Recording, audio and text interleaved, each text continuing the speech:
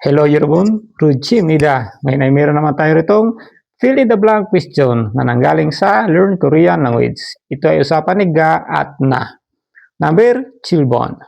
Sabi ni Ga, 한국이 전통 옷이 한복이지요. 한복은 언제 입어요? Sagot naman ni Na, sulalina chusok 같은 blank이 주로 입어요. Bago tayo pumili ng sagot sa apat na pagpipilian na to, ay isa-isahin natin ipaliwanag ang nasa tanong na ito. Punta tayo kay Ga. Hangok. Ang Hangok ay Korean. Sa nilagyan ng particle na ey. Ang ey ay ginagamit para ipakita ang pagmamayari. Ito ay pwedeng ni, ng, at ang. Chontong. Ang chontong ay tradisyon.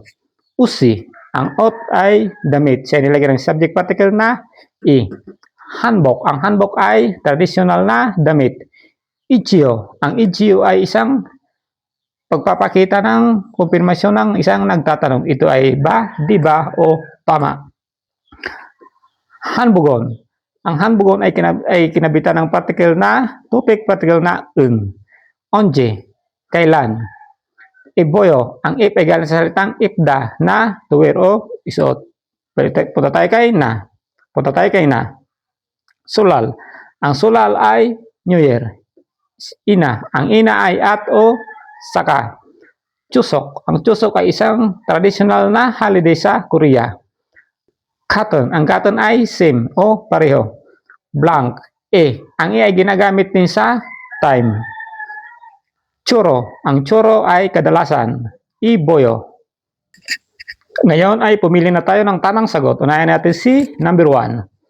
Ang number 1 ay Kyol. Ang Kyol ay winter o taglamig.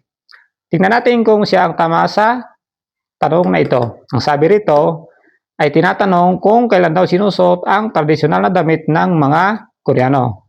Sagot ni Na, kadalasan daw New Year at tradisyonal na holiday sa Korea. Pareho itong ano itong dalawa? Pareho itong holiday. Kaya ang number 1 ay mali. Number 2. Ang number 2 ay Myeongjol. Ang Myeongjol ay holiday. Kaya ang tamang sagot natin rito ay Myeongjol, holiday. Tingnan natin kung bakit mali itong dalawa. Number 3, Kijol. Ang Kijol ay season. Ang season ay ginagamit sa panahon. Kaya mali rin ang number 3. Number 4, Kironsek. Ang Kironsek ay kasalan. Ang number 4 ay mali din. Ang tamang sagot ay number 2, Myeongjol, holiday. Salamat sa panonood. Hanggang sa susunod. Salamat.